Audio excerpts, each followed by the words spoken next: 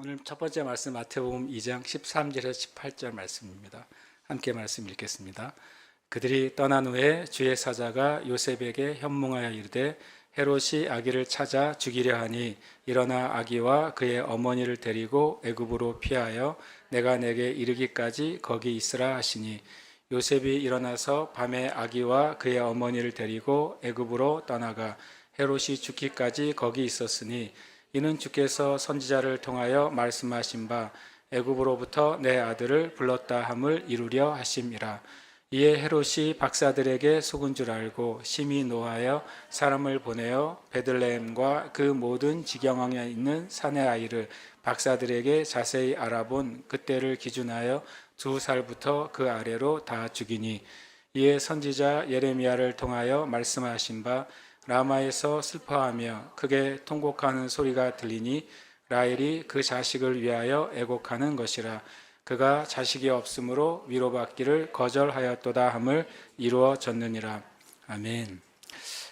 여러분 지난 주 동안 그 마태복음 2장, 3장 이렇게 4장 한번 묵상해 보셨습니까? 그래서 제가 다른 말씀들을 생각하다가 이제 말씀을 순서 따라 좀 나누면서 주님이 우리에게 주신 말씀을 좀 구하자 하는 생각을 갖게 됐어요.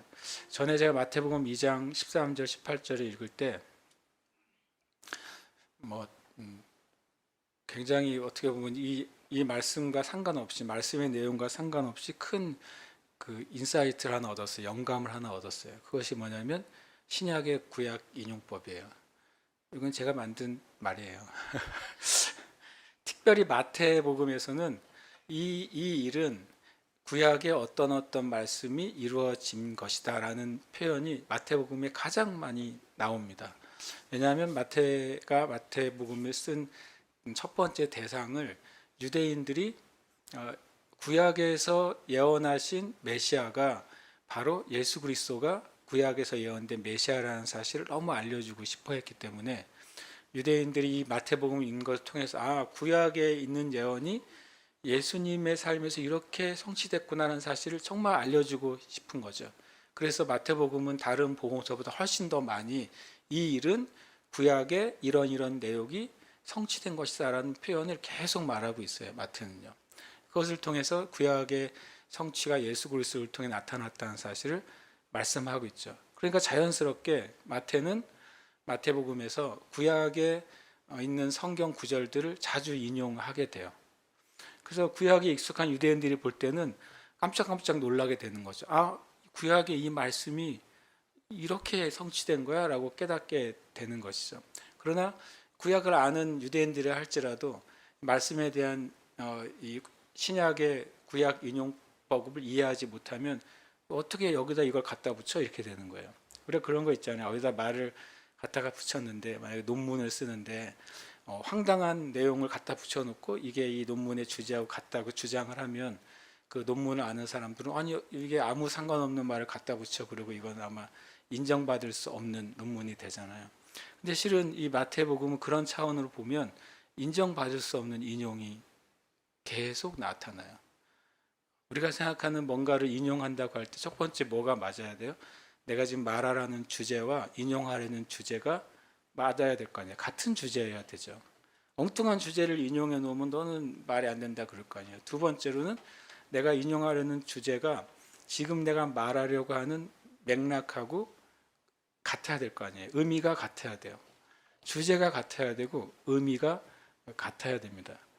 그리고 상식적이어야 돼요. 그렇잖아요. 그래야 무엇인가를 인용했을 때 이게 합당하다고 사람들이 인정을 할 거 아니에요.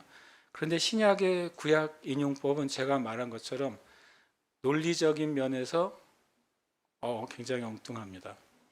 그 다음에 주제적인 면에서도 심지어는 주제가 완전히 달라요. 그리고 상식적인 면에서도 상식하고 완전히 어긋나요. 근데 성경이 진리잖아요. 성경은 진리의 책인데 이 진리의 구약도 진리죠. 신약도 진리인데 신약이 구약을 인용할 때 논리적이지 않고 상식적이지 않고 문맥과 상관없고 주제도 상관없어요. 심지어는. 그래서 깜짝 놀라게 만들어요. 저는 마태복음 2장 읽다가 처음엔 좀 충격을 받았어요. 아니 이게 말이 돼? 그러다 나중에 말씀을 읽다가 신약에서 구약을 어떻게 인용하는지를 이제 제가 살펴보게 됐어요. 그래서 이제 오늘 이 말씀은 그것을 보여주는 아주 중요한 예문이 되는 말씀입니다. 첫 번째 13절에 보면 주의 사자가 요셉에게 현몽했다 그랬습니다. 주의 사자니까 뭐죠? 바로 이제 천사죠. 구약에서나 신약에서나 주의 사자는 다 천사입니다. 천사를 의미합니다. 그 다음에 이제 그때 현몽했다는 것은 꿈속에서 나타났다는 소리죠. 꿈에서 나타나서 이런 지시를 합니다. 헤롯이 아기를 찾아 죽이려 하니 일어나 아기와 그의 어머니를 데리고 애굽으로 피하여 내가 내게 이리까지 거기 있으라라고 말합니다. 실은 요셉은 꿈의 인도함을 받았잖아요. 그렇죠? 제가 꿈의 인도함을 받는 부분에 대해서 우리 형제 자매님들도 많이 꿈을 꾸시고 실은 제 자신이 꿈을 많이 꾸거든요. 요즘도 꿈을 많이 꿔요. 그러면 이제 여러분 예전에는 설교 시간에 이제 꿈꾼 거 얘기도 했지만 요즘은 굳이 얘기는 안 하는데 지금도 계속 꿈을 꾸고 제가 계속 기록은 하고 있어요.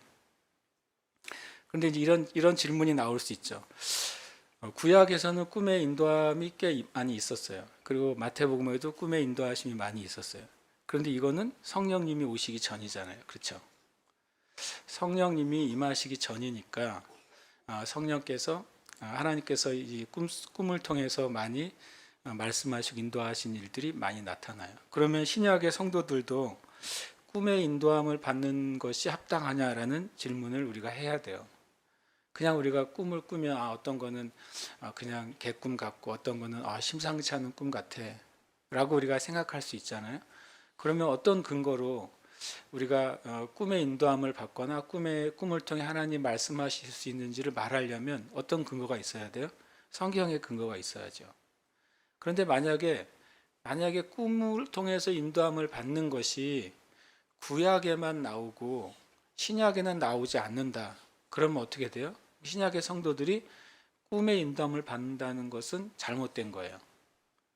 그러니까 제가 다시 말하고 싶은 건 뭐냐? 우리가 아주 일상적으로 신앙의 삶에서 알고 있는 지식, 내가 그렇게 살아가고 있는 그것이 신앙적인 삶이라 할지라도 그것이 성경에서 말씀하고 있는 바와 다르면 그건 우리가 잘못하고 있는 거라고요.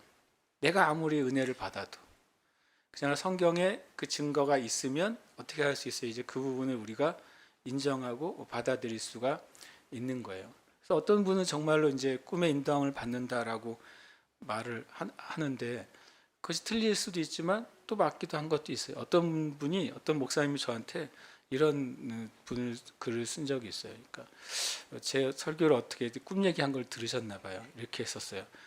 꿈의 인도함을 받으시는 고흥영 목사님. 그래서 내가 다시 답글을 썼어요. 저는 말씀의 인도함을 받습니다.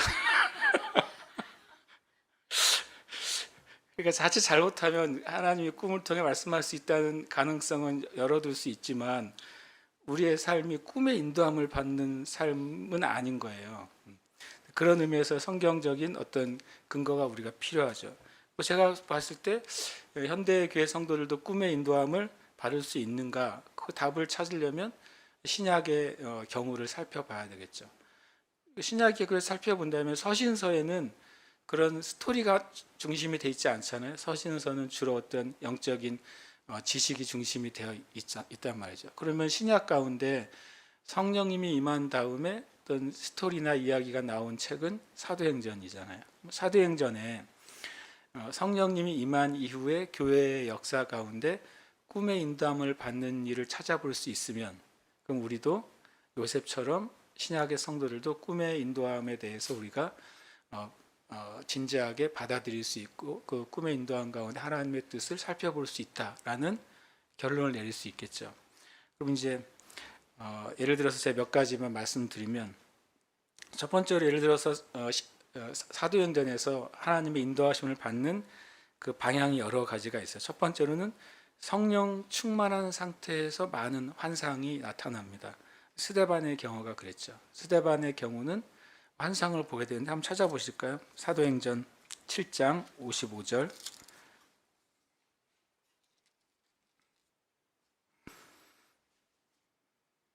제가 한번 사도행전 7장 55절입니다. 함께 읽겠습니다. 시작.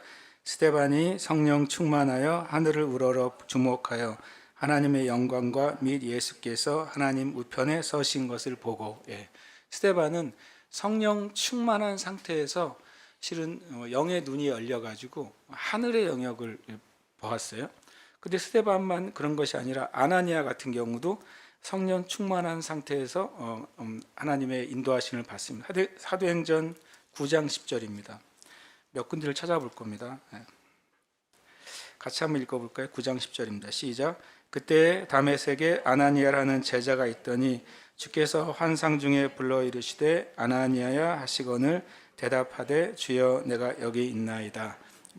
성령 충만한 상태라고 하는 소리는 첫 번째로는 기도하는 상태에서 성령 충만한 상태가 될 수 있죠.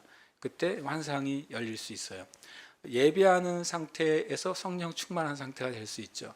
그때도 환상이 열릴 수 있어요. 그리고 일반적인 상황인 내가 예배하거나 기도하지는 않지만 성령 충만하게 주님을 구하고 있는 상태에서 환상이 열릴 수 있어요. 사도행전에서는 이렇게 성령 충만한 상태에서 환상이 열리거나 직접적인 하나님의 임재를 경험한 경우가 있습니다. 두 번째 사도행전에 보면 입신 가운데 있을 때 환상이 열린 경우가 있어요. 사도행전 10장 10절입니다. 한번 찾아볼까요? 사도행전 10장 10절 함께 읽겠습니다. 시작. 그가 시장하여 먹고자 하매 사람들이 준비할 때 황홀한 중에. 황홀한 중에라고 성경되어 있어요. 영어 성경은 트랜스라고 되어 있는데 뭐냐면 이제 입신의 경우예요. 입신의 경우에는 내가 이제 몸은 움직이지 못하는데 내 정신이나 영은 멀쩡한 경우죠. 입신의 상태에 있는 경우. 그래서 비몽사몽이라고 우리가 표현하지만 비몽사몽은 좀 부정적인 의미를 가지고 있고 성경 가운데 그 입신의 상태에 있을 때 하나님이 말씀하시거나 환상을 보여주실 수가 있습니다. 또 사도행전에서 놀라운 경우도 나타나는데요. 천사의 직접적인 나타남과 인도함이 있습니다. 조금 뒤로 가죠. 빌립도 있지만 빌립부터 볼까요? 사도행전 8장 26절이요. 사도행전 8장 26절 찾으셨습니까? 함께 읽겠습니다. 주의 사자가 빌립에게 말하여 이르되. 거기까지요. 이것하고 뒤에 보시면 29절 보십시오. 시작. 성령이 빌립보다 이르시되. 이 두 가지는 다른 거예요. 같은 날 같은 시간대 일어난 사건을 기록하고 있어요. 같은 사건인데요. 26절은 주의 사자가 빌립에게 말하여. 주의 사자는 뭡니까? 실은 천사예요. 천사가 명확하게 빌립에게 말했어요. 그리고 29절은 성령님이 빌립에게 말했어요. 이것은 굉장히 빌립이 진짜 성령 충만한 하나님의 사람이었어요. 또 하나님의 은혜가 임했던 사람이었다는 것을 볼 수가 있어요. 그러면 천사의 인도를 직접 받은 사람이 빌립만 있느냐? 그렇지 않고 베드로도 있습니다. 12장 7절. 사도행전 12장 7절. 사도행전만 보는 거니까 금방금방 찾으시면 됩니다. 12장 7절 읽겠습니다. 시작. 호련히 주의 사자가 나타나매 옥중에 관체가 빛나며 또 베드로의 옆구리를 쳐 깨워 이르되 급히 일어나라 하니 쇠사슬이 그 손에서 벗어지더라. 호련히 주의 사자가 이건 나타났어요. 보이는 세계에 완전히 나타나서 어떻게 했냐면 그냥 한 게 아니라 베드로의 옆구리를 쳐서 깨웠어요. 굉장히 특별한 경우죠. 천사가 직접적으로 베드로를 인도했고 나중에 사도 바울도 천사 인도함을 받은 것 성경에 나옵니다. 또 성령의 이제 감동이 있는데요. 바울 경우를 보면 사도행전 16장 말씀 볼까요? 더 많이 나오는데 몇 개만 좀 찾아보려고요. 16장 6절입니다. 16절 6절 같이 읽겠습니다. 시작. 성령이 아시아에서 말씀을 전하지 못하게 하시거늘. 성령께서 말씀을 전하지 못하게 하셨어요. 사도 바울과 그 일행이 성령이 하지 말라고 하는 사실을 명확하게 알았어요. 성령의 말씀과 감동이 임한 거죠. 그 뒤에 보시면 9절입니다. 9절 한번 읽어볼까요? 시작. 밤의 환상이 바울에게 보이니 그랬어요. 이때는 밤의 환상이 바울에 보였다는 표현은 밤의 환상에 보였다고 하는 표현이 성경에 한두 번 나오는데 그것은 이게 바로 이제 꿈 가운데 환상을 본 것이 되는 것이죠. 그리고 그 위에 보시면 7절 볼까요? 7절 읽겠습니다. 시작. 무시아 앞에 이르러 비두니아로 가고자 했으되 예수의 영이 허락하지 아니하시는지라. 6절 그렇고 7절도 그렇고 사도 바울과 그 일행은 명확하게 성령 예수의 영이 예수와 노를 말씀하신 걸 명확하게 들을 수가 있었어요. 그리고 또 하나는 밤의 꿈 가운데 환상을 보고 그리고 인도함을 받았습니다. 우리가 꿈의 인도함을 받을 수 있는가라고 받을 수 있죠. 그런데 성경에 사도행전을 제가 쭉 읽어봤더니 성령 충만한 상태에서의 환상이 있고 또 입신 중에 환상이 있고 천사의 직접적인 인도함이 있고 성령께서 주시는 감동이나 말씀이 있습니다. 또 예수님이 직접 나타나시는 경우도 있어요. 사도 바울에게 직접 나타나셨죠. 그리고 또 이제 여기저기 예언을 통해서 하나님의 뜻이 전달된 예가 있습니다. 그런데 이제 바울 가운데 꿈을 통해서 환상이 나타난 것이 두 번 나오는데 둘 다 환상은 직접적으로 환상 가운데 주님이 말씀하셨어요. 그래서 제가 꿈의 인도함을 받는 부분에 있어서 조금 우리가 더 신중해져야 되겠다는 결론을 갖게 됐어요. 그냥 특별한 기억나는 꿈을 꿨을 때 우리는 그 꿈을 하나님이 주신 꿈이라고 생각하기가 쉽습니다. 그런데 제가 보니까 구약에서는 그런 꿈들이 이제 명확하지 못한 꿈들이 많이 나타나요. 그럼 그것이 풀어져야 되는 경우가 많아요. 근데 신약에서 꿈 가운데 환상은 어떤 논란의 여지가 없이 하나님이 말씀하시는 환상들이에요. 논란의 여지가 없이 천사가 말씀하고 있어요. 그러니까 꿈속에서 하나님이 말씀하시고 꿈속에서 예수님이 말씀하시고 꿈속에서 천사가 말씀하고 있는 것이 신약의 꿈속의 환상이고 그것이 꿈을 통해 인도하시는 경우예요. 그러니까 저도 꿈을 많이 꾼다 그랬잖아요. 그래서 제가 늘 말하지만 꿈에서 명확하게 여러분이 심령하여 이것은 하나님이 직접 하신 말씀이지 꿈속에서 하신 말씀이야. 주님이 나에게 주신 말씀이야. 또는 어떤 천사나 성령의 위험 있는 메시지야라고 받는 거는 그거는 오케이. 그러나 나머지 여러분이 생각한 영적인 꿈들은 철저하게 점검해 보기 전에는 그것을 모든 꿈을 주님의 인도하심이라고 단정 지으면 안 된다. 성경의 말씀을 명확하게 그 꿈이 이해될 때에만 우리는 꿈의 인도함을 받을 수 있는 거죠. 그래서 그것을 우리가 좀 주의할 필요는 있다고 생각합니다. 그러나 분명히 신약의 성도들 안에도 꿈의 인도함을 받는 부분이 열려 있다고 저는 믿습니다. 그러면서 이제 요셉이 이제 일어나서 어머니를 데리고 아기와 그 어머니를 데리고 애굽으로 떠나갔다라고 말합니다. 헤롯이 죽기까지 거기에 있었다. 이것을 뭐라고 말하냐면 주께서 선지자를 통하여 말씀하신 바 애굽으로부터 내 아들을 불렀다 함을 이루려 하기 위해서 이 마리아와 요셉과 그다음에 아기 예수가 애굽으로 떠나갔다고 표현하고 있어요. 그럼 애굽에서 내 아들을 불렀다라고 하는 선지자의 말씀이 뭐냐는 거죠. 이걸 찾아보면 조금 놀라게 됩니다. 호세아 11장 1절입니다. 함께 읽겠습니다. 이스라엘이 어렸을 때 내가 사랑하여 내 아들을 애굽에서 불러냈거늘. 이렇게 말씀하셨어요. 그것을 마태는 뭐라고 말했냐면 요셉이 일어나서 밤에 아기와 그의 어머니를 데리고 애굽으로 떠나갔다가 마태복음 2장 21절에 요셉이 일어나 아기와 그의 어머니를 데리고 이스라엘 땅으로 들어간 이 사건, 몇 년에 걸쳐진 사건이죠. 이 사건을 호세아 11장 1절 내 아들을 애굽에서 불러냈거늘 이라는 말씀의 성취라고 적어 놓은 거예요. 그러면 호세아 11장 1절은 실제 무슨 뜻일까요? 호세아 11장 1절은 뭐냐면 이스라엘 백성이 출애굽한 사건을 얘기한 겁니다. 호세아 11장 1절은 이스라엘이 어렸을 때 내가 사랑하여 내 아들은 이스라엘 전체를 의미하는 거예요. 이스라엘 백성 전체를 내가 애굽에서 출애굽 시켰거늘 이라는 문장으로 되어 있어요. 다시 말하면 호세아서 11장 1절은 이스라엘 백성의 출애굽 사건을 예언한 것, 영적으로 말한 것인데 마태복음은 마태는 호세아서 11장 1절에 예수님이 애굽으로 갔다가 이스라엘 땅으로 돌아온 어린 시절의 사건이 바로 호세아 11장 1절의 예언의 성취라고 주장하는 거예요. 제가 말하자면 논리적이지 않습니다. 역사적이지도 않습니다. 상식적이지도 않은 인용을 마태가 하고 있는 거예요. 그 다음 마태 인용을 또 연거푸서 합니다. 헤롯이 박사들에게 속은 줄 알고 사람을 보내어 베들레헴과 모든 지경에 있는 산의 아이를 박사들에게 자세히 알아본 그때를 기준하여 다 죽여요. 이 베들레헴과 그 모든 지경에 있는 산의 아이들을 죽이는 유아 학살 사건이 일어나죠.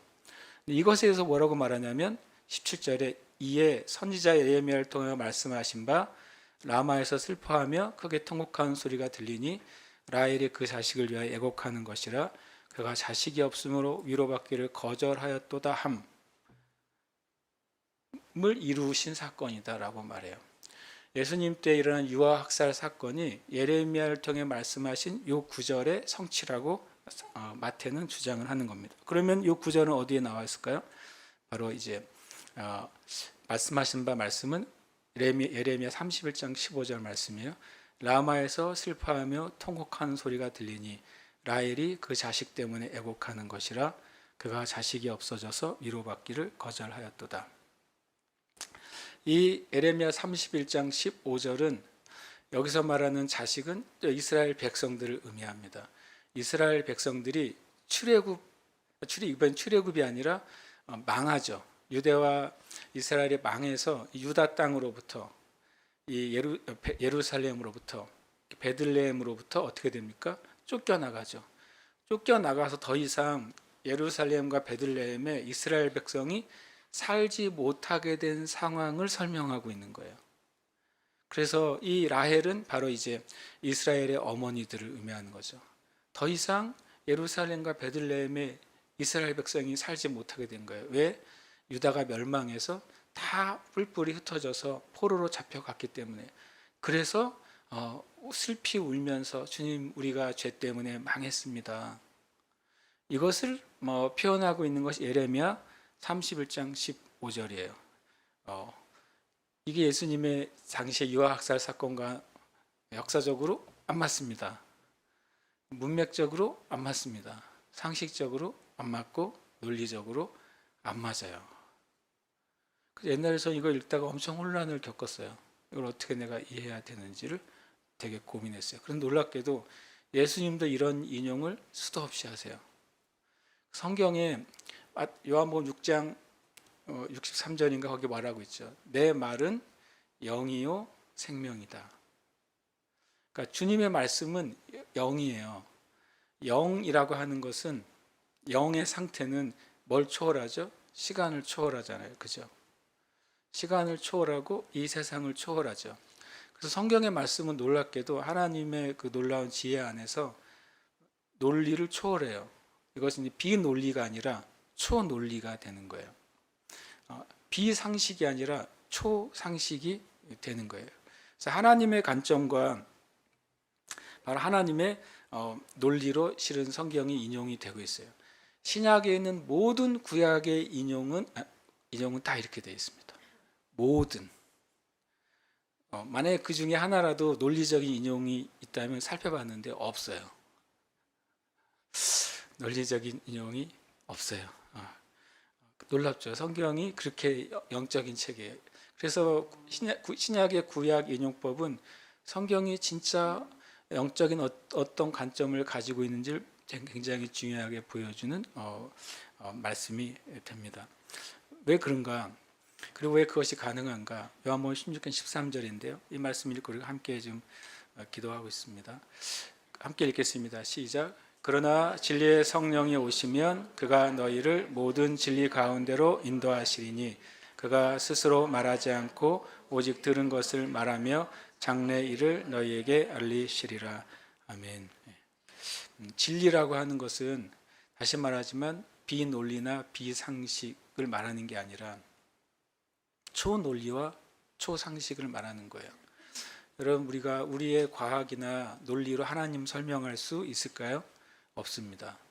하나님이 비논리적이어서 그렇습니까? 아니죠. 하나님은 논리 위에 초월하여서 존재하시는 거예요.